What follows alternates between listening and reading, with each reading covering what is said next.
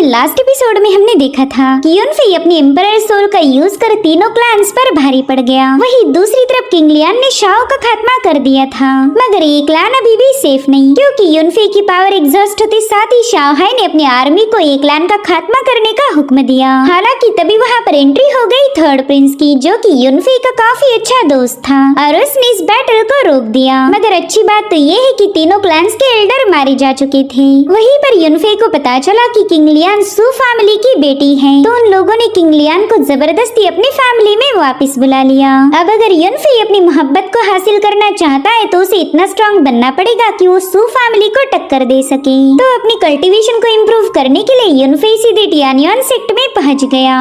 अब आगे तो इस एपिसोड की शुरुआत उसी सीन से होती जहाँ पर यू चेन की बाहों में थी। वेल ये बंदा अर्थ रेल्म की लेट स्टेज का कल्टीवेटर है। वो तो यू के सामने ऐसी शाइनिंग मार रहा था मानो उसके जैसा हैंडसम इस दुनिया में कोई नहीं, और तभी उन पर फायर बॉल से अटैक हो गया, जिसके चलते इन दोनों को दूर होना पड़ा। यहाँ पर ली यूचेन ने आइस डिवाइन निडल्स का इस्तेमाल करते हुए तुरंत ही उस फायर अटैक को डिस्ट्रॉय कर दिया। दरअसल ये फायर अटैक किया था यान नाम के बंदे ने, जिसकी यूचेन के साथ जरा भी नहीं जमती। वो यूचेन पर एक बार फिर से अटैक करने के लिए रवाना हो गया। यहाँ पर वो यूचेन से कह रहा था कि आज तो हमारी बैटल को कोई और रोक ही नहीं सकता, तो चलो फैसला हो जाए कि कौन सबसे बेस्ट है। मगर इन दोनों के अटैक को एक बड़ी सी चट्टान ने डिस्ट्रॉय कर दिया। दरअसल यहाँ पर तीसरा बंदा भी पहुंच चुका था, जिसका नाम है हाफिंग।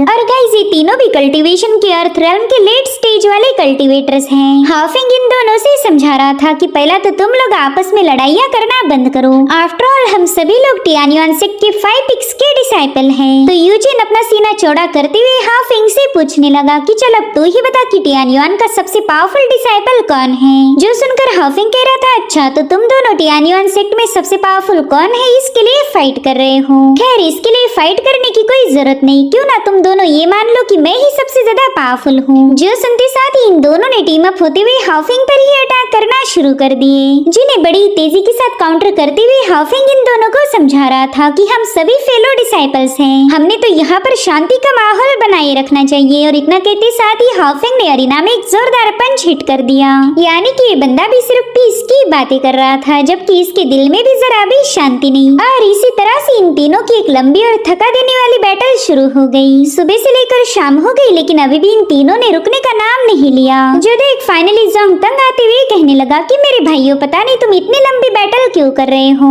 देखो तो अब दिन भी ढलने को आ गया, तो मेरे ख्याल से तुम लोगों ने थोड़ा सा आराम करना चाहिए। साथ ही हमें भी टियानियन सेक्ट में रजिस्ट्रेशन करने का मौका दो। जो सुनते साथ ही यूचेन ने तो गुस्से में आकर अपने आइस डिवाइन निडल का इस्तेमाल करते हुए जोंग पर हमला कर दिया, मगर युनफेई फटाफट से जोंग को पीछे की तरफ पुल कर लेता है। जो देख यूचेन कहने लगा कि वैसे तो कोई भी मेरे आइस डिवाइन निडल के अटैक को डॉज नहीं कर पाता, लेकिन तुमने तो ये बड़ी आसानी के साथ कर दिखाया, तो बताओ तुम कौन हो। तो युनफेई भी उस पर गुस्सा होते हुए पूछने लगा कि बताओ क्या तुम्हारा टियानियन सेक्ट अपने मेहमानों को इस तरह से ट्रीट करता है। लेकिन जवाब के तौर पर यूचेन ने एक बार फिर से अपने आइस डिवाइन निडल का इस्तेमाल करते हुए युनफेई पर हमला कर दिया। तो युनफेई भी डिवाइन स्टेप्स का इस्तेमाल करते हुए सीधे यूचेन के हमलों को डॉज करते हुए उसके काफी करीब पहुंच गया। यहाँ पर युनफेई ने बड़े इक्वल अंदाज में यूचेन के मुंह पर अपने फैन से एक जोरदार फटका लगा दिया था, जिससे तो वो बंदा माउंटेन पर पटक कर वापिस से अरीना में टॉस हो गया। वेल ये सब इतने जल्दी हुआ था कि यूचेन को समझ आने से पहले ही उसका एक गाल लाल हो गया। तो बड़ी गुस्से में आकर युनफेई से पूछने लगा कि बता तू कौन है और तूने मेरे हैंडसम चेहरे को बिगाड़ने की जरूरत कैसे दिखाई। क्या तुझे पता नहीं था कि मैं टियानियन सेक्ट का सबसे हैंडसम बंदा हूँ और तूने मेरे ही फेस को खराब कर दिया। अरे हाँ याद आया, शायद तू वही युनफेई है जिसने टियानियन सेक्ट में अचानक से ही एडमिशन ले ली। जिस पर युनफेई कह रहा था हाँ मैं वही युनफेई हूँ जो यहाँ का नक्शा पलट के रख देगा। जो सुनते साथ ही यान भी उस पर काफी ज्यादा भड़क जाता है। वो कह रहा था अच्छा तो तू वही बंदा है जिसे टियानियन सेक्ट की सीक्रेट राल में एंट्री मिलेगी, और वो भी बिना मेहनत करे। इनफैक्ट हाफिंग भी युनफेई के साथ फाइट करने के लिए तैयार हो गया। वो कह रहा था कि हम इस सेक्ट के ट्रू डिसाइपल होने के बावजूद भी हमें भी आसानी से सीक्रेट राल में जाने का मौका नहीं मिलता, लेकिन तेरे जैसे आउटसाइडर को तो ये मौका काफी सस्ते में मिल गया। और अभी तीनों बंदे 1 बाय 1 करते हुए युनफेई पर अटैक करने लगे, मगर यूनफे भी कुछ कम नहीं था। वो फटाफट से अपनी डिवाइन स्टेप्स को एक्टिवेट करते हुए इनके हमलों को डॉज कर देता है। साथ ही साथ यूनफे ने भी अब इनकी धुलाई लगाना शुरू कर दी थी। वो कह रहा था कि शायद तुम तीनों ने मुझे कुछ ज्यादा ही हल्के में लिया, तो क्यों ना थोड़ी देर तुम्हारे साथ भी टाइम पास किया जाए। यहाँ पर यूनफे उनसे कह रहा था कि मुंह चलाने से अच्छा होगा कि तुम अपनी पावरफुल मूव्स का इस्तेमाल करो। सबसे पहला तो उसने यान पर पंचेस हिट करना शुरू कर दिए। यान भी ये देखकर हैरान था कि पता नहीं इस बंदे के पंचेस इतने ज्यादा पावरफुल कैसे फील हो रहे। तो यूनफे को यान पर भारी पड़ता हुआ देखकर यूजिन और हाफिंग भी उस पर अटैक करने के लिए रवाना हो गए। जो देखते साथ ही यूनफे यान को छोड़कर सीधे हाफिंग के पास चला गया। उसने हाफिंग पर इतना खतरनाक पंच रिलीज किया था कि वो बेचारा हाफिंग तो सीधे घुटनों पर आ गया और फिर वो 1 सेकंड के अंदर ही यान को माउंटेन पर पटककर सीधा यूजिन के पास पहुंच गया। और इस बार तो यूजिन के जख्मों पर नमक रगड़ने के लिए यूनफे ने उसे चमाटे लगाना शुरू कर दी। वेल ये बंदा अपने हैंडसम चेहरे पर कुछ ज्यादा ही प्राउड करता था, तो यूनफे ने उसे इतनी सारी चमाटे लगाई कि उसका चेहरा अब किसी को दिखाने के लायक ही नहीं बचा था। बेचारे का मुंह इतना ज्यादा लाल हो गया था कि टमाटर भी उसके सामने शर्मा जाए। तो वो बंदा गुस्से में आकर यूनफे से कहने लगा कि तूने जानबूझकर मेरे गालों को टारगेट किया। जिस पर यूनफे बताता है कि मैं जानबूझकर कभी कोई हरकत नहीं करता। तूने मेरे भाई पर अटैक किया था तो यूँ समझ ले कि ये उसी का इनाम है। और अब यूनफे इस पर एक और अटैक कर पाई इससे पहले वो एक गोल्डन बेल में ट्रैप हो गया। इतना ही नहीं, ये तीनों बंदे भी वुडन वाइन्स में जकड़े जाते हैं। दरअसल लोटस प्लेटफॉर्म पर सवार होकर 2 कल्टीवेटर्स वहाँ पर पहुंच चुके थे, जिसमें से एक है टियानी और दूसरी है शाओलिन। वेल यूजिन ने इतनी ज्यादा मार खाने के बावजूद भी उसका घमंड जरा भी कम नहीं हुआ। वो इन दोनों से कह रहा था कि जल्दी से मुझे आजाद कर दो, वरना तुम दोनों को ऐसा सबक सिखाऊंगा कि तुम जिंदगी भर नहीं भूल पाओगे। क्या तुम्हें डर नहीं लग रहा कि मेरा वाटर पिक तुम्हारे गोल्ड पिक से बदला लेगा? उतने में लिंग टियानी उससे कहने लगा कि यूजिन तुम अच्छे से जानते हो कि टियानी सेक्ट के डिसाइपल्स को आपस में फाइट करना अलाउड नहीं। अगर मैंने सेक्ट लीडर को इसका रिपोर्ट किया तो तुम सीधे लॉ एनफोर्समेंट हॉल में चले जाओगे और फिर वहाँ पर कैसी पनिशमेंट मिलती है ये मुझे तुम्हें बताने की कोई जरूरत नहीं। जो सुनकर यूजिन थोड़ा सा शांत हो गया। ओके लिंग टियानी, आज न कल मैं इसका बदला जरूर लूंगा। और उतने में शाओलिन इन तीनों को आजाद कर देती है। आजाद होते साथ ही यान और हाफिंग का रवैया तो पूरी तरह से बदल गया था। वो यूनफे से कहने लगे, भाई तुमने तो हमें इम्प्रेस कर दिया। अब हमें पूरा यकीन हो चुका है कि मास्टर टियान ने तुम्हें यहाँ का डिसाइपल क्यों बनाया। तुम्हारी स्किल्स तो वाकई गजब की है। वेल ये दोनों इसलिए ऐसा बोल रहे थे ताकि इन्हें लॉ इन्फोर्समेंट हॉल में भेजा न जाए। और ये बात लिंग टियानी भी अच्छे से जानता था, इसलिए वो इन दोनों से कहने लगा कि तुम्हें यूनफे की जितनी भी तारीफें करनी है वो पनिशमेंट हॉल में जाने के बाद कर सकते हो। जो सुनते साथ ही हाफिंग तुरंत ही टियानियों को भी मस्का मारना शुरू कर देता है। वो कह रहा था, मेरे भाई टियानियो तुम तो जानती हो कि हम दोनों कितने ज्यादा क्लोज हैं, तो भला इस छोटे से मैटर को इन्फोर्समेंट हॉल के सामने पेश करने की क्या जरूरत। वैसे मैं बता सकता हूँ कि इस झगड़े की शुरुआत की थी यूचेन ने। तो यान भी उसकी बात से अग्री होते हुए कहने लगा कि हाँ बिल्कुल, ये यूचेन तो एक नंबर का कमीना है। वेल इन दोनों की हरकतें शाओलिन ऑलरेडी समझ गई थी।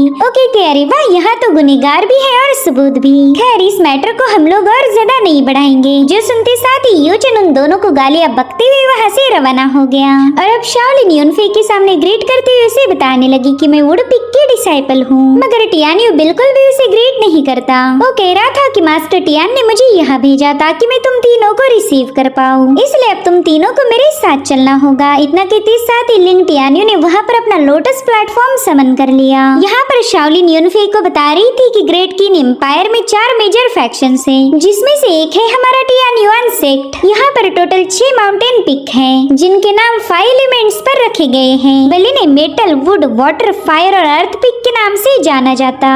और सबसे आखिर में आता है हमारा सेंट्रल मेन पिक। ये सभी पिक लोटस फ्लावर जैसे नजर आते हैं। साथ ही साथ इन पिक्स पर ट्रैवल करना पहला तो काफी ज्यादा मुश्किल था, मगर फिर सभी डिसाइपल्स को लोटस प्लेटफॉर्म प्रोवाइड किए गए, जिसका इस्तेमाल करके डिसाइपल एक पिक से दूसरे पिक पर आसानी के साथ पहुंच पाएंगे। जो सुनकर यूनफे कह रहा था कि मुझे आपका टियानियोन सेट काफी ज्यादा पसंद आया। वहीं पर ज़ोंग और यू तो लोटस प्लेटफॉर्म को देखकर ही खुश हो गए। उन्होंने फॉर द फर्स्ट टाइम गुफाएं में से आर्टिफैक्ट को विटनेस किया था। वहीं पर युनफे लिंग टियानियो से बात करने की कोशिश करता है। वो कह रहा था सीनियर, मुझे एक बात समझ नहीं आ रही, मेरे टियानियुआन सेक्ट में आते साथ ही उन लोगों ने मुझ पर हमला क्यों किया होगा। मगर लिंग टियानी तो बिल्कुल भी युनफे को कोई जवाब नहीं देता। जो देख शाओलिन युनफे को बताने लगी कि टियानियो पर जरा भी ध्यान मत दो, इस बंदे की पर्सनैलिटी थोड़ी सी अजीब है, तुम्हें धीरे धीरे करके पता चलेगा। खैर तुम्हारे सवाल का जवाब मैं दूंगी। ओ देखो वहाँ पर है टियानियुआन स्मॉल वर्ल्ड, इसे सीक्रेट रेल्म के नाम से भी जाना जाता है। वह लेजेंड्स के अकॉर्डिंग ये एक एंशिएंट रेलिक है जो कि हर 100 सालों के बाद एक बार ही ओपन होता।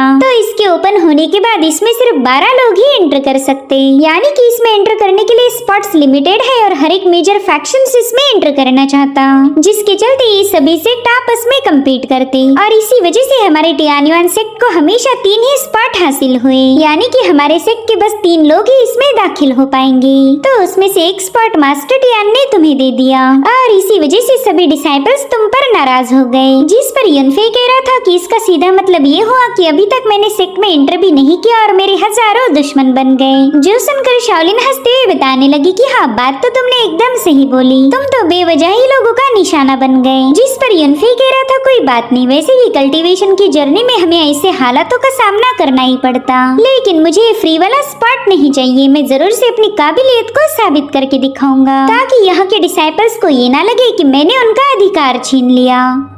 और उतने में जोंग उससे क्यूरियस होकर पूछने लगा कि सिस्टर शाओलिन क्या यहाँ का सबसे पावरफुल पिक मेटल पिक है। तो शाओलिन उसे मायूस होकर नामी जवाब देते हुए बताने लगी कि सबसे powerful spiritual aura earth and water peak पर ही पाई जाती है, इसलिए तुम यूँ समझ लो कि वहाँ के कल्टीवेटर्स भी हमारे मुकाबले थोड़ी सी ज्यादा पावरफुल हैं। मगर जैसे ली यूचेन ने वाटर पिक को ज्वाइन किया, यहाँ की कहानी पूरी तरह से बदल गई। दरअसल यूचेन इंपीरियल सिटी के ली फैमिली का सक्सेसर है। इनफैक्ट ऐसा कहा जाता कि फर्स्ट प्रिंस उसका काफी अच्छा दोस्त है। तो यूचेन ने उस फर्स्ट प्रिंस की मदद से यहाँ पर कई सारे कल्टीवेशन के रिसोर्सेस लाए, जिसके चलते ली यूचेन का वाटर पिक सबसे ज्यादा पावरफुल बन गया। इतना ही नहीं, वो तो अब चारों पिक्स पर अपना डोमिनेंस साबित करना चाहता। जो सुनकर जोंग कह रहा था अच्छा शायद इसी वजह से उस यूचेन ने बेवजह ही हमारे साथ लड़ाई करना शुरू कर दी थी, क्योंकि वो अच्छे से जानता होगा कि उसे कोई पनिशमेंट नहीं मिलने वाली। और उतने में इन लोगों को टियानियुआन सेक्ट का फॉरबिडन एरिया दिखाई देता है। शाओलिन बताने लगी कि इसे 100 डीमन मिस्ट फॉरेस्ट के नाम से जाना जाता।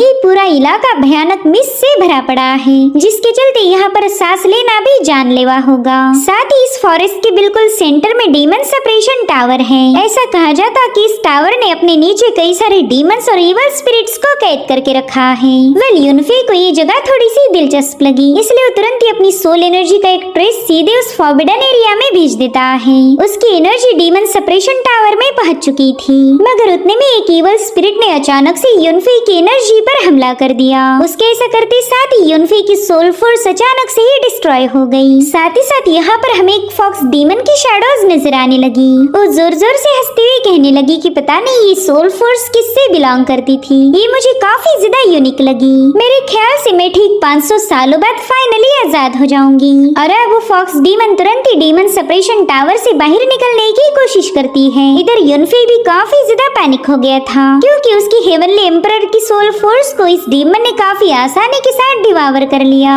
इधर वो फॉक्स डीमन उस टावर से आजाद होने की फिराक में थी, लेकिन तभी उस टावर पर एक फॉर्मेशन एक्टिवेट हो गया, जिसने बड़ी तेजी के साथ अपनी सेपरेशन फोर्स को रिलीज करना शुरू कर दिया था। तो उस फोर्स की वजह से वो डीमन काफी बुरी तरह से तड़पने लगी। इनफैक्ट उसकी चीखों को लिंग टियानियो ने भी सुन लिया था। तो वो युनफे को आगाह करता है कि अगर तुम मरना नहीं चाहती तो उस फॉरबिडन एरिया से दूर रहना, वरना बेवजह कुत्ते की मौत मारी जाओगी। अब उसका ये बात करने का लहजा शाओलिन को जरा भी पसंद नहीं आया था। तो वो टियानियो को जोरों से चिमटी काटते हुए कहने लगी कि अपना मुंह जरा सा सीधा रखा करो। मुझे तो ये समझ नहीं आ रहा कि मैं तुम्हारे जैसे अकड़ू बंदे को इतनी पसंद क्यों करती हूँ। जिसके बाद वो युनफे को बताने लगी कि टियानियो की बात पूरी तरह से सच है। वो फॉरबिडन एरिया वाकई काफी ज्यादा भयानक है, तो वहाँ पर गलती से भी मत जाना।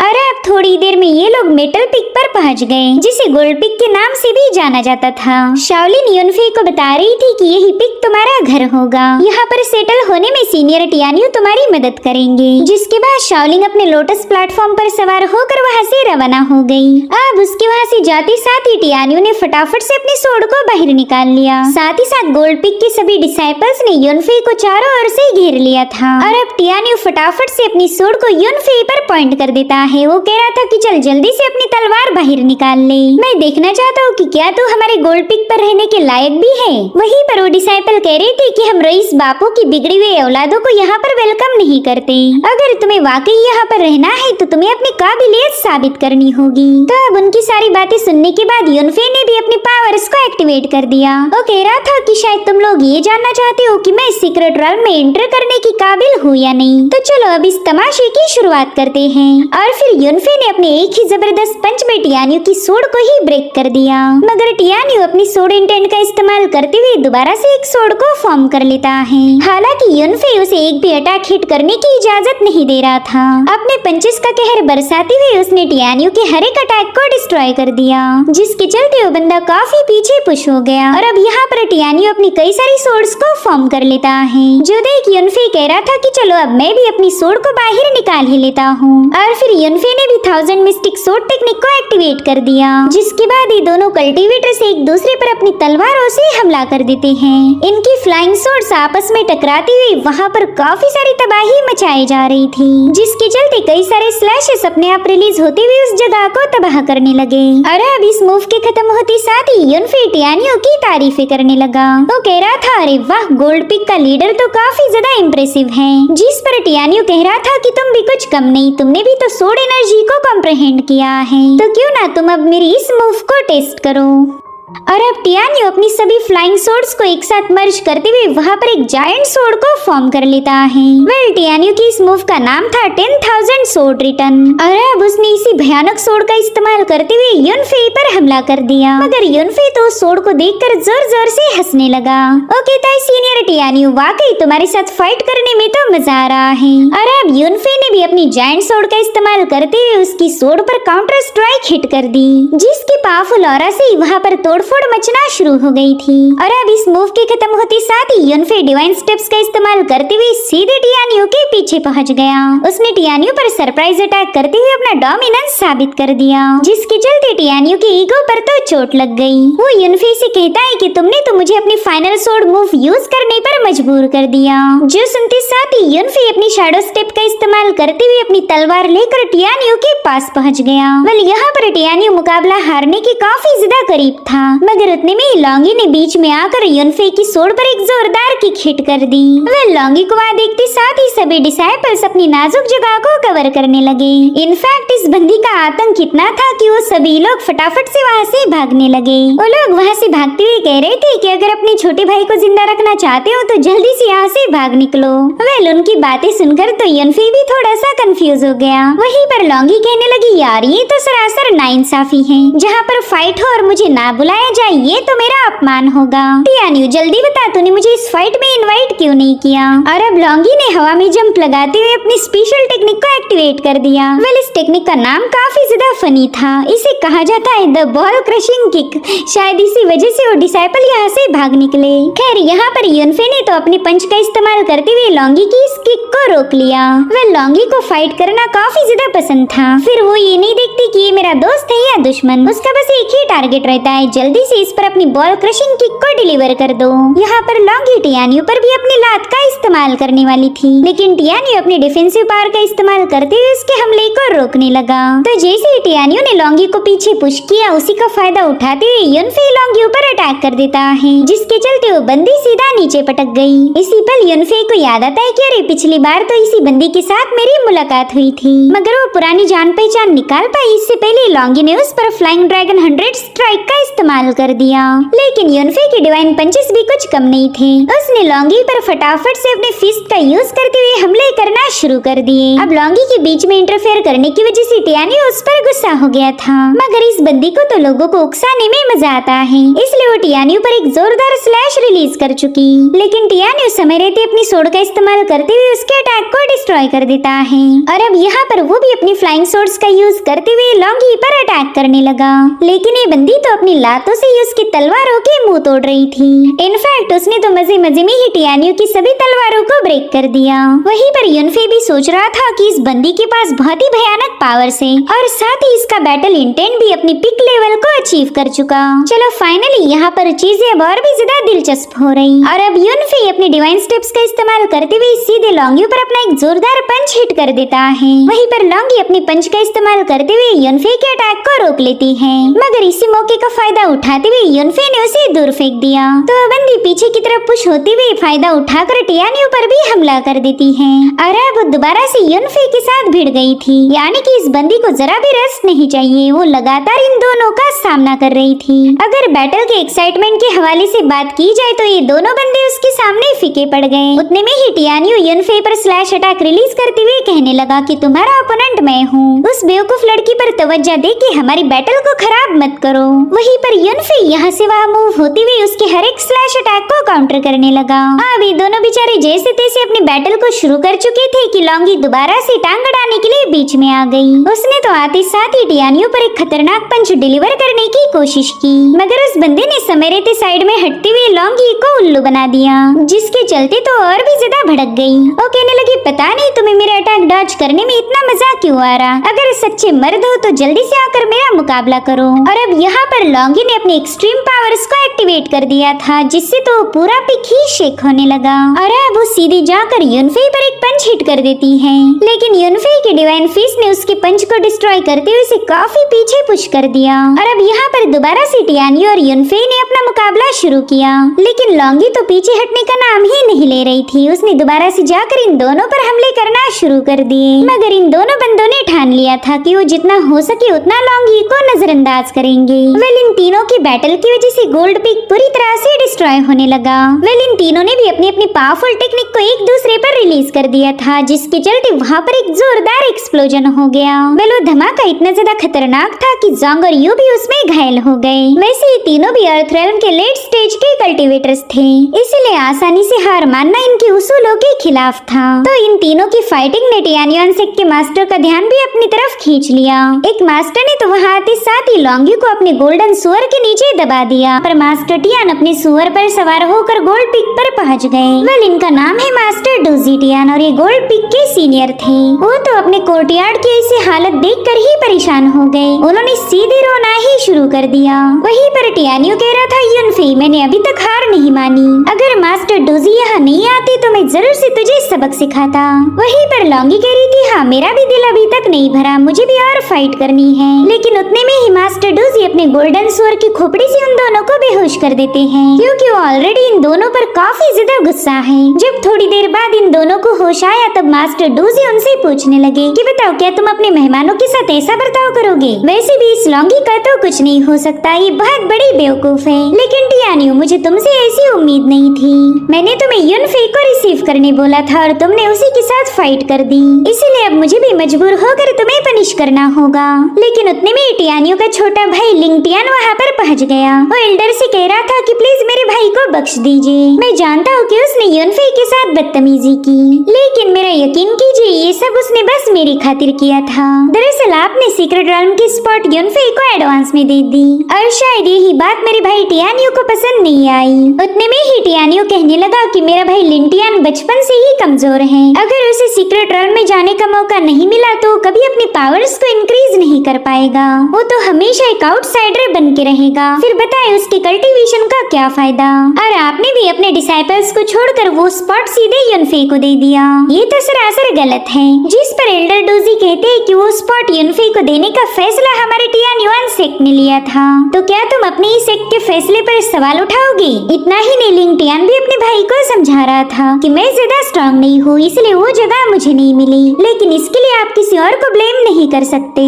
अगर वो स्पॉट युनफे को दिया गया है तो उसके पास जरूर से कुछ एबिलिटीज होगी। साथ ही साथ लिंगटियान युनफे से भी माफी मांगता है, वो कह रहा था कि मेरे भाई ने तुम पर अटैक नहीं करना चाहिए था, उससे बहुत बड़ी गलती हो गई, तो उसके बिहाफ में मैं तुमसे माफी मांगता हूँ। अब ये सारी बातें सुनकर युनफे को भी काफी ज्यादा बुरा लग रहा था। वो लिंगटियान से कहता है कि मुझसे माफी मांगने की कोई जरूरत नहीं। साथ ही वो एल्डर डोजी से कहने लगा कि आपने सीक्रेट रेल्म का स्पॉट मुझे दिया था, उसके लिए मैं आपका तहे दिल से शुक्र शुक्रगुजार हूँ, लेकिन वो स्पॉट में मेरे लिए नहीं रख सकता, मैं उसे वापस करना चाहता हूँ। ये सुनकर सभी लोग शॉक हो गए। युनफी कह रहा था कि कल्टीवेशन की दुनिया में कुछ भी फ्री में नहीं मिलता। अगर हमें कोई अपॉर्चुनिटी हासिल करनी है तो उसके लिए मेहनत करनी पड़ेगी, इसलिए मैं उस स्पॉट को गिफ्ट में नहीं लेना चाहता। मैं किसी के भी चैलेंज को एक्सेप्ट करने के लिए तैयार हूँ। यहाँ पर युनफी की पावरफुल ऑरा देखकर ही टियानियो सोच में पड़ गया कि इस बंदे ने तो अपनी फुल पावर का इस्तेमाल भी नहीं किया, मगर फिर भी इसकी ऑरा इतनी ज्यादा खतरनाक थी। वहीं पर लॉन्गी एल्डर डोजी को धमकाने लगी। वो कहती है कि अब अगर आपने इस सुअर को नहीं हटाया तो मैं इसका कीमा बना दूंगी। जो सुनते साथ ही मास्टर डोजी का सुअर तुरंत ही वहाँ से भाग निकला। उसे ऑलरेडी पता था कि ये लॉन्गी कितनी ज्यादा खतरनाक है। और फिर जैसे ही मास्टर डोजी ने लॉन्गी को आजाद किया और तुरंत ही उस सुअर के पीछे रवाना हो गई। मास्टर डोजी को पता था कि अब उनके स्पिरिचुअल बीस्ट की कोई खैर नहीं। खैर अब मास्टर डोजी भी युनफे से माफी मांगते हैं, क्योंकि उनके किए हुए एक प्रॉमिस की वजह से युनफे को कई सारी मुश्किलों को झेलना पड़ गया। साथ ही साथ लिंग टियान को भी युनफे के साथ हुए बर्ताव के लिए बुरा लग रहा था। वो कहता है कि मैं तुम्हारे रहने का बंदोबस्त करता हूँ, वैसे भी ये जगह ठीक होने तक आप यहाँ पर रुक नहीं सकते। सब यहाँ का सारा मसला हल करने के बाद मास्टर डोजी वहाँ से चले गए, लेकिन टियानियो तो युनफे पर अभी भी भड़का हुआ था। वो उससे कहता है कि एल्डर ने यहाँ आकर हमारे मुकाबले को डिस्टर्ब कर दिया, लेकिन हमारा कॉन्टेस्ट अभी भी अधूरा है, जल्दी हम दोबारा से फाइट करेंगे। और इतना कहते साथ ही वो वहाँ से चला गया। वहीं पर लिंग टियान भी युनफे को लेकर उसके नए रूम की तरफ निकल पड़ता है। साथ ही यहाँ पर हमें एक फॉक्स दिखाई गई। कुछ टाइम पहले युनफे ने टियानशु फॉरेस्ट में इसकी जान बचाई थी। वेल इस फॉक्स को इतना तो पता है कि युनफे के पास काफी जबरदस्त सोल पावर थी, इसलिए वो भी चुपके से इन्हें फॉलो करने लगती है। वेल इस फॉक्स का इरादा क्या है ये हमें फिलहाल तो बताया नहीं गया, मगर इसका डीमन सप्रेसिंग टावर में कैद डीमन के साथ कोई न कोई कनेक्शन था। इधर लिंग टियान ने इन लोगों को टियानियो सेक्ट को ज्वाइन करने के बाद बेसिक के सारे रिसोर्सेज प्रोवाइड कर दिए। वो कहता है कि अगर आपको किसी भी चीज की जरूरत पड़े तो आप मेरे पास आ सकते हो, और हाँ आप मेरे बड़े भाई की टेंशन बिल्कुल मत लेना, मैं उसे समझा दूंगा। और उतने में यो ने बताने लगी कि देखो यहाँ के तालाब में तो ढेर सारी मछलियाँ हैं, तो क्यों ना आज रात में आप सभी के लिए गर्मा-गर्म सूप बना दूं। इतना ही नहीं उसने तो लिंग टियान को भी डिनर के लिए इनवाइट किया। वेल यू डिनर बनाएगी इसका जिक्र सुनते साथ ही बेचारे युनफे और जोंग दोनों भी परेशान हो गए। वो एक बार का जहर खा लेंगे लेकिन इसके हाथ का बना खाना नहीं खा सकते। मगर लिंग टियान को तो यू के खाने के बारे में कोई आइडिया नहीं थी, उसे तो बस इतना पता था कि लड़कियाँ काफी अच्छा खाना बना लेती, तो तुरंत ही डिनर का इन्विटेशन एक्सेप्ट कर चुका। वो यू से कह रहा था कि रुको मैं अभी तुम्हारे लिए मछलियाँ पकड़ के लाता हूँ और फिर आप खाना पकाना शुरू कर दीजिए। यहाँ पर लिंग टियान ने बड़ी आसानी के साथ अपनी सोर्ड फोर्स का इस्तेमाल करते हुए मछलियाँ पकड़ ली थी, जो देख युनफे भी थोड़ा सा हैरान था। वो सोचने लगा कि भले ही ये बंदा कमजोर है मगर इसने मेटल एट्रीब्यूट सोर्ड फोर्स को काफी अच्छे से मास्टर किया। वाकई ये गोल्ड पिक टैलेंटेड डिसाइपल से भरा पड़ा होगा। जिसके बाद ये लोग थोड़ी देर में खाना पकाकर सर्व करते हैं। सबसे पहला स्टार्टर जोंग ने बनाया था। यून से कहती है कि जब तक आप इस स्टार्टर को एंजॉय करो थोड़ी देर में मेरा मेन कोर्स भी सर्व हो जाएगा। वहीं पर जोंग भी शर्माते हुए बताने लगा कि मैंने तो पहली बार खाना पकाया है, अगर ये अच्छा नहीं बना तो भी प्लीज मुझे ब्लेम मत करना। लेकिन जैसे लिंग टियान ने उसे टेस्ट किया उसके मुंह में तो फ्लेवर्स का जोरदार एक्सप्लोजन हो गया। वो जोंग से कह रहा था मेरे भाई तुम तो वाकई बहुत ही डिलीशियस खाना बनाते हो, ऐसा खाना तो मैंने कई सालों के बाद खाया, क्या प्लीज मैं कभी कभार यहाँ पर डिनर के लिए आ सकता हूँ। जिस पर जोंग कहने लगा मेरे भाई इसमें पूछने वाली क्या बात है, तुम तो हर रोज हमारे साथ खाना खा सकते हो। वेल युनफे भी इस डिश को टेस्ट करने के लिए काफी ज्यादा एक्साइटेड था, लेकिन ये लोग उसे खा पाए इससे पहले लॉन्गी ने सीधे टेबल पर छलांग लगा दी। उसने तो बस कुछ ही सेकंड्स के अंदर वो पूरी डिश चट कर दी। साथ ही साथ वो कह रही थी कि मुझे और चाहिए। वेल उसका ऐसा बर्ताव युनफे को जरा भी पसंद नहीं आता। वो कहता है कि खाना सबने मिल बांट कर खाना चाहिए, मगर तुमने तो सारी डिश ही चट कर दी, अब तुम ही बताओ हम लोग क्या खाएंगे। जिस पर लॉन्गी कहने लगी अरे इसमें कौन सी बड़ी बात है, रुको मैं अभी तुम्हारे लिए खाना बना के देती हूँ। जिसके बाद ही दोनों लड़कियाँ फटाफट से रसोई घर में चली गई। यहाँ पर लिंग टियान कह रहा था कि भाई अगर तुम लड़के होकर इतना मस्त खाना बना सकते हो तो मिस यू वाकई गजब की डिश बनाएगी। मैं तो उसके हाथ का खाना खाने के लिए काफी ज्यादा बेकरार हूँ। जो सुनते साथ ही बेचारा युनफे अपना सिर पीटने लगा। साथ ही जोंग से धीरे से कह रहा था कि मेरे भाई क्यों ना खाना बनने से पहले ही हम लोग यहाँ से भाग निकले। और उतने में इन लोगों को वहाँ पर एक धमाके की आवाज आ गई। साथ ही साथ रसोई घर से बड़ी खतरनाक किलिंग ऑरा रिलीज हो रही थी, जो देख लिंग टियान पैनिक होते हुए कहने लगा कि शायद हमारी पिक पर वाटर पिक ने अटैक कर दिया है। जिस जिस पर युनफे कह रहा था नाना वाटर पिक का तो इससे कोई लेना देना नहीं। बल यहाँ पर अटैक नहीं हुआ बल्कि उससे भी कुछ बुरा हो गया और तब तक ये दोनों बंदियां डिनर लेके वहाँ पर पहुँच गई थी। वली दोनों भी अपने हाथ का बना हुआ खाना इन लोगों को खिलाने के लिए काफी ज्यादा एक्साइटेड थी, लेकिन युनफे उनके इरादों पर पानी फेरते हुए कहने लगा कि लेडीज मैं जानता हूँ आप दोनों ने बड़ी मेहनत से खाना पकाया होगा, मगर मुझे कुछ बहुत ही जरूरी काम याद आ गया, इसलिए मैं आज डिनर तो नहीं कर पाऊंगा। दरअसल इस टियानियन सेक्ट में आज हमारा पहला दिन है, तो यहाँ के सभी सीनियर्स और मास्टर से मिलना जरूरी होगा। अगर मैं ऐसा नहीं करता तो उन्हें लगेगा कि मैंने उन्हें ऑफेंड किया है, सो मैं फटाफट से निकल लेता हूँ। अगर खाना खाने बैठ गया तो देर हो जाएगी। अब युनफे ने तो खुद का पत्ता कट कर लिया था, मगर जोंग तो अभी भी वहीं पर फंसा हुआ है। उसे भी कोई बहाना चाहिए था ताकि वो इस खाने को स्किप कर पाए, इसलिए वो कहने लगा कि हमारे भाई युनफे को अकेले छोड़ना बिल्कुल भी सही नहीं रहेगा, इसलिए मैं भी उसके साथ जा रहा हूँ। वेल उन दोनों को वहाँ से दफा होता हुआ देखकर यूँ समझ गई कि ये लोग मेरे हाथ का खाना नहीं खाना चाहते, इसलिए तो जानबूझकर यहाँ से भाग निकले। मगर कोई ना, एक बकरा तो अभी भी यहाँ पर मौजूद है, तो क्यों ना इसे ही काटा जाए। जिसके बाद तुरंत ही बेचारे लिंगटियान को टेबल पर बिठा देती है। वो उससे कहने लगी कि हमने तुम्हारे लिए एक बेहतरीन सी दावत का इंतजाम किया है, हमारे हाथ का खाना तो तुम्हें जिंदगी भर याद रहेगा। वेल इस डिश को कहा जाता है कोयले में भुनी हुई सुअर की मुंडी। और फिर जैसे उसने अपनी डिश दिखाई बेचारे लिंगटियान को छोटा वाला हार्ट अटैक आ गया। वेल उस डिश को पकाना तो छोड़ो, ये लड़कियां तो उसमें घुसाया हुआ चाकू भी निकालना भूल गई थी। इतना ही नहीं, उस सुअर के नाक में ढेर सारी लेमन ग्रास भरी थी ताकि इसमें थोड़ा सा फ्लेवर आ जाए। भले खौफनाक नजारा देखकर तो बेचारे लिंगटियान की चीखें निकल गई। उसके चिल्लाने की आवाजें सुनते साथ ही युनफे और जोंग कहने लगे कि अच्छा भाई हम वहाँ पर मौजूद नहीं थे, वरना तो भयानक नजारा पता नहीं कितने ही दिन हमारी माइंड को हॉन्ट करता। जोंग कहने लगा हम तो बच गए, मगर पता नहीं लिंगटियान कब तक ठीक होगा, कहीं उसे हार्ट अटैक तो नहीं आया होगा। जिस पर युनफे बता रहा था कि नाना इतना बुरा तो नहीं हो सकता, मेरे ख्याल से वो फिलहाल सदमे में होगा, बस 2 या 3 दिन टॉयलेट में रहने के बाद वो पूरी तरह से रिकवर हो जाएगा।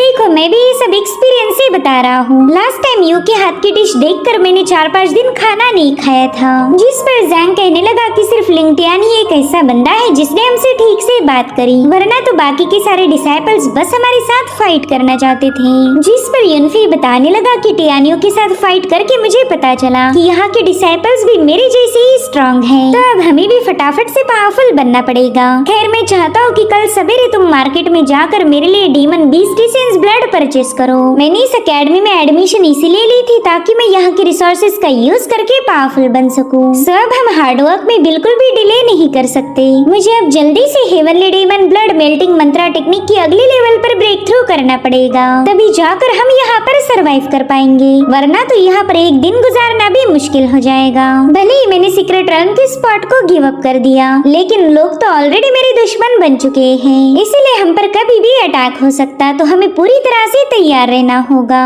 अब हमें अगले दिन की कहानी दिखाई गई। यहाँ पर यू चेन अपने चेम्बर में आराम फरमा रहा था। वेले वही बंदा है जिसने युनफे के हाथों मार खाई थी। युनफे ने इसके मुंह को चमाटे लगा लगा के लाल किया था, तो इस जलीलियत को अभी तक नहीं भूला। वो अपनी चमची से कह रहा था कि युनफे ने मुझे सबके सामने ऑफेंड किया, मेरे जैसा ऑनरेबल बंदा तो इसी जलीलियत को कभी बर्दाश्त नहीं कर सकता। शायद वो युनफे नहीं जानता कि मैं एक इंपीरियल फैमिली से बिलोंग करता हूँ, वरना तो वो मेरे सामने कभी बदतमीजी नहीं करता। खैर अब तो ऑलरेडी नुकसान हो चुका है, तो मैं उस युनफे को अपने हाथों से खत्म कर दूंगा। अब यूचिन अपने बदले की आग में जली रहा था कि तभी वहाँ पर उसका एक और चमचा पहुँच गया। वो कहने लगा बॉस मैं आपके लिए एक बहुत ही गर्मा गर्म खबर लाया हूँ। वेल उस युनफे के साथ जो बंदा है ना जोंग, उसने मार्केट से कई सारे रेयर हर्ब परचेस कर लिए। उसी से मैंने अंदाजा लगाया कि शायद वो युनफे अगले लेवल पर ब्रेक थ्रू करने के लिए बेताब है। और आपको तो पता ही होगा कल्टीवेशन में ब्रेक थ्रू करने के लिए उसे सेक्लूजन में जाना पड़ेगा, तो क्यों ना इसी सुनहरे मौके का फायदा उठाया जाए। इस तरह से हम युनफे को सबक सिखा सकते हैं। उसके कल्टीवेशन से बाहर आने तक ही हम उसे बुरी तरह से घायल कर देंगे। मेरी आइडिया तो यूजिन को भी काफी ज्यादा पसंद आई। वो तो ऐसे ही मौके की तलाश में था, क्योंकि उसे भी पता है कि वो युनफे को आसानी से फेस टू फेस तो मार नहीं सकता, तो उसे ऐसे ही किसी हथकंडे को यूज करना पड़ेगा। इसलिए वो तुरंत ही इल्यूजन वाटर स्पिरिट सोड को समन करने लगा। वेल ये सोड काफी ज्यादा स्पेशल थी, इनफैक्ट इसे वाटर पिक का सबसे पावरफुल ट्रेजर माना जाता। सो ये सब देखकर यूजिन के चमचे थोड़े से पैनिक हो गए। वो कहते बोले कि हमें तो बस यूनफे को सबक सिखाना है, तो इतने से काम के लिए हमें स्पिरिट सोर्ड की जरूरत नहीं पड़ेगी। जिस पर यूजन अपने इवल अंदाज में कहने लगा कि मैं उसे सबक सिखाना नहीं चाहता, बल्कि मैं तो उसे खत्म करने वाला हूँ। तभी जाकर तो मेरी इस कलेजे को ठंडक मिलेगी। और उतने में वो स्पिरिट सोर्ड अपने बहुत ही स्ट्रॉन्ग एनर्जी फ्लक्चुएशंस रिलीज करने लगती है। ये सोर्ड वाकई काफी ज्यादा पावरफुल थी, इसीलिए तो इसे वाटर पिक का सबसे स्पेशल ट्रेजर माना जाता। इधर ज़ोंग अपने साथियों को ढूंढते हुए रसोई घर में पहुंच गया, जहां पर उसने देखा कि यू चूल्हा जलाकर यूनफे को उसमें पका रही है। उसे एक सेकंड के लिए ऐसा लगा कि शायद यू अपनी नई डिश के लिए यूनफे का इस्तेमाल कर रही, इसलिए वो काफी ज्यादा पैनिक हो गया। मगर यूनफे उसे बताता है कि फिलहाल मेरे पास कोई कोल्ड्रन अवेलेबल नहीं है, इसलिए मैंने एक बड़ी सी पॉट का इस्तेमाल किया। अब ये सुनकर तो ज़ोंग काफी ज्यादा हैरान था। वो कहता है क्या ऐसे सब्जियों जैसे पकाकर तुम्हारी पावर बढ़ सकती है? जिस पर यूनफे बताने लगा कि इसे बॉडी टेम्परिंग कहा जाता है। हम हाई टेम्परेचर पर अपनी बॉडी को एकदम सख्त बना सकते हैं। खैर तुमने जो ब्लड एसेंस लाया है उसे जल्दी से इस पॉट में खाली कर दो। और हाँ, इस प्रोसेस में मैं बिल्कुल भी डिस्टर्ब होना अफोर्ड नहीं कर सकता, इसीलिए जब तक मेरी कल्टीवेशन पूरी नहीं होती तब तक मैं चाहता हूँ कि तुम बाहर जाकर पहरा दो। बस याद रखो कि इस रूम में किसी को भी एंटर करने मत देना। अगर ऐसा हुआ तो मेरी स्पिरिचुअल पावर रिवर्स होकर मेरी बॉडी को पूरी तरह से एक्सप्लोड कर सकती है। जो सुनते साथ ही ये दोनों भी काफी ज्यादा सीरियस हो गए। तो ज़ोंग ब्लड एसेंस को पॉट में ऐड करके वो दोनों तुरंत ही रूम से बाहर चले गए। यूनफे कह रहा था कि मैं जानता हूँ हेवनली एम्परर ने रोना नहीं चाहिए, मगर यार मुझे काफी ज्यादा दर्द हो रहा, मैं इस तकलीफ को बिल्कुल भी झेल नहीं सकता। लेकिन क्या करूँ, अगर मुझे स्ट्रॉन्ग बनना है तो ये सब करना पड़ेगा। सो यहाँ पर हम देख पाते हैं कि यूनफे की बॉडी पर कई सारे मार्क्स अपीयर हो चुके। भले ये डीमन ब्लड मेल्टिंग मंत्रा टेक्निक मास्टर करने में जितनी ज्यादा खतरनाक थी उतनी ही ज्यादा पावरफुल भी है, इसलिए तो यूनफे इतने खतरनाक दर्द को झेलने लगा। इधर ज़ोंग और यू रूम के बाहर पहरा दे रहे थे। उन्हें पता है कि अगर कोई रूम में चला गया और यूनफे की कल्टीवेशन डिस्टर्ब हो गई तो यूनफे की जान को खतरा होगा। ये बड़ा ही सीरियस मैटर है। तो ज़ोंग यू से कहता है कि चाहे कुछ भी क्यों ना हो जाए, आज हमें यूनफे को प्रोटेक्ट करना ही पड़ेगा। जिस पर यू कह रही थी कि हाँ बिल्कुल, अगर किसी ने यहाँ पर मसले खड़े किए तो मैं उस बंदे को खत्म कर दूंगी। अब ये लोग काफी देर तक पहरा दे रहे थे और उतने में उन्हें वो फॉक्स नजर आई जो कि यू का खाना लेकर भाग रही थी। तो यू गुस्से में कहने लगी कि देखो इस फॉक्स ने मेरा खाना चुरा लिया। जिस पर ज़ोंग कहने लगा क्या तुम्हें नहीं लगता कि तुम्हारे खाने से ज्यादा इम्पोर्टेंट वो फॉक्स है? देखो ना हमारे पास भी कोई स्पिरिचुअल पेट नहीं, तो क्यों ना हम इसे कैप्चर कर ले। अब यूनफे तो गया भाड़ में, ये लोग भूल गए थे कि उसे भी प्रोटेक्ट करना है। इनफैक्ट ये तो सीधे उस फॉक्स को पकड़ने की कोशिश करने लगे। वही दूसरी तरफ यूनफे को भी डिमोनिक ऑरा महसूस हो रही थी। दरअसल वो फॉक्स एक डीमन है और इसी वजह से यूनफे ने उसकी प्रेजेंस को भाप लिया, मगर उसे ये पता नहीं कि ये ऑरा एक नन्ही सी फॉक्स की बॉडी से आ रही। उसे तो टेंशन आ रहा था कि कहीं किसी डीमन ने उसके साथियों पर अटैक न किया हो। उसे तो बस कुछ भी करके अपनी इस कल्टीवेशन को कंप्लीट करके बाहर जाना था। इधर यू और ज़ोंग ने उस फॉक्स का पीछा करना शुरू कर दिया। वैसे तो ये दो थे, मगर वो फॉक्स उन्हें बड़ी आसानी के साथ चकमा देने लगी। हालांकि थोड़ी देर बाद यू ने उसे जैसे तैसे दबोच लिया। साथ ही हमें डिमोनिक ऑरा भी दिखाई गई, जिसमें से एक डीमन कहने लगी कि मेरी क्लोन को एक जानी पहचानी ऑरा सेंस हो रही है। शायद उसने यूनफे की ऑरा को पहचान लिया था। इधर वो फॉक्स तो काफी ज्यादा झटपटाने लगी, जो देख यू से कह रही थी कि हम तुम्हें कोई नुकसान नहीं पहुंचाएंगे, तो प्लीज शांत हो जाओ, तुम्हें हमसे डरने की कोई जरूरत नहीं। ज़ोंग और यू तो इसकी काफी ज्यादा तारीफें करने लगे। यू कहती है कि मैंने आज तक इसके जैसी क्यूट फॉक्स नहीं देखी थी, क्यों ना हम इसे अपने साथ रख ले। जिसके लिए तो ज़ोंग भी तुरंत ही राजी हो गया। वो कह रहा था हाँ वैसे भी ये जगह मुझे काफी ज्यादा बोरिंग लग रही, अगर ये फॉक्स हमारे साथ रहेगी तो हमारा भी टाइम पास होगा, मुझे तो यहाँ पर फिर बिल्कुल भी बोर नहीं होने वाला। इधर वो फॉक्स तो इन दोनों की बातें सुनकर इन्हें दिल ही दिल में गालियाँ दे रही थी। वो कहती है कि मुझे इन कमीने इंसानों से नफरत है, मैं पहले भी किसी की गुलाम बन चुकी हूँ, मगर अब दोबारा गुलामी नहीं करने वाली। और इसी वजह से वो गुस्से में आकर यू को काटने लगी। यहाँ पर यू को काफी ज्यादा दर्द हो रहा था, मगर फिर भी वो उस फॉक्स का भरोसा जीतना चाहती थी, इसलिए वो उसे समझाती कि प्लीज हमसे डरो नहीं, हम तुम्हें कोई नुकसान नहीं पहुँचाएंगे। जो सुनकर वो फॉक्स थोड़ी सी शांत हो गई। साथ ही साथ ज़ोंग कह रहा था कि मेरे ख्याल से इसे भूख लगी है, तो लोग उस फॉक्स को तुरंत ही अपना स्नैक्स दे देते हैं, जिसे वो फॉक्स मजे से खाने लगी। ये दोनों उससे कह रहे थे कि एकदम आराम से खाओ, हम तुमसे ये खाना बिल्कुल भी नहीं छीनने वाले। लेकिन वो फॉक्स तो काफी ज्यादा शातिर है। वो दिल ही दिल में कह रही थी कि हाँ, जब तक ही खाना है तब तक ही मैं यहाँ पर रुकने वाली हूँ। बाद में बस देखती जाओ मैं कैसे तुम दोनों को चुना लगाऊंगी। और वैसे भी मुझे उस यूनफेई पर नजर रखनी थी, तो यहाँ रुक कर वो काम भी पूरा हो जाएगा। और उतने में यूजिन एक बड़ी सी फ्लाइंग सोर्ड पर सवार होकर गोल्ड पिक पर पहुँच गया। वो कह रहा था, यूनफेई अगर मर्द की औलाद है तो जल्दी से मेरे सामने आ जा, देख तेरा काल तुझे मिटाने आया है। अब यूनफेई तो कल्टीवेशन में बिजी था और ये बात यूजिन भी अच्छे से जानता है, इसलिए तो वहाँ आकर इतना शो ऑफ कर रहा था। ओके यूनफेई चल बाहर आ जा, वैसे भी ये झोपड़ी तुझे मेरे कहर से बचा नहीं सकती। यहाँ पर यूजिन और उसके चमचों को देखकर यू और जोंग काफी ज्यादा परेशान हो गए और इसी मौके का फायदा उठाकर वो फॉक्स सीधे यूनफेई के रूम में घुस जाती है। वहीं पर जोंग कह रहा था कि तुम यूनफेई से नहीं मिल सकते, तुम्हें जो भी बात करनी है वो कल होगी। जिस पर यूजिन कह रहा था कि वो यूनफेई कोई प्राइम मिनिस्टर नहीं जो उससे मिलने के लिए मुझे अपॉइंटमेंट लेनी पड़ेगी। उसने तो अभी अभी हमारे सेक्ट को ज्वाइन किया, तो फिर वो बंदा सीक्रेट राउंड के स्पॉट पर कब्जा कैसे कर सकता। इसलिए अब उस बदसूरत यूनफेई को मेरे सामने आकर माफी मांगनी होगी। उसकी बातें सुनते साथ ही जोंग और यू तो उस बंदे को काफी ज्यादा चिढ़ाने लगे। उन्हें तो बस यूनफेई के लिए थोड़ा सा टाइम बाय करना था, मगर वो ज्यादा देर तक यूजिन को टहला नहीं पाते क्योंकि यूजिन के चमचों ने तुरंत ही उन पर अटैक कर दिया था। वेल जोंग तो फटाफट से 1000 हैमर्स का यूज करके उनकी धुलाई करने लगा और उतने में यू ने भी अपनी दोनों ब्लेड्स का यूज करते हुए यूजिन के चमचों को पीछे की तरफ पुश कर दिया। लेकिन यूजिन का एक साथी काफी ज्यादा पावरफुल था, उसने तुरंत ही अपनी एनर्जी स्पाइक्स का इस्तेमाल करते हुए इन दोनों को बुरी तरह से घायल कर दिया। तब तक उस रूम में भी स्पिरिचुअल पावर रिलीज होने लगी थी, जो देख यूजिन कहता है, अरे वाह देखो तो यूनफेई अपनी कल्टीवेशन की एकदम क्रिटिकल मोमेंट पर पहुंच चुका है, अगर ऐसे में उस पर अटैक किया तो बेचारा मारा जाएगा। और सच बताओ तो मुझे भी इसी मौके की तलाश थी। इतना कहते साथ ही यूजिन ने फटाफट से अपनी सोर्ड को समन कर लिया। बल यहाँ पर उसने illusion water spirit sword technique का यूज करते हुए इस रूम पर अटैक करना शुरू कर दिए, जो देख जोंग और यू काफी ज्यादा पैनिक हो जाते हैं, इसलिए वो भी फटाफट से उन हमलों को डिस्ट्रॉय करने की कोशिश करने लगे। उनसे जितना बन पड़ा उन्होंने उतने ही सारे स्पाइक्स को ब्लॉक कर दिया, लेकिन इनकी कोशिशों के बावजूद भी कुछ लांसेस दीवारों को ब्रेक करते हुए सीधे यूनफेई पर हिट होने लगे।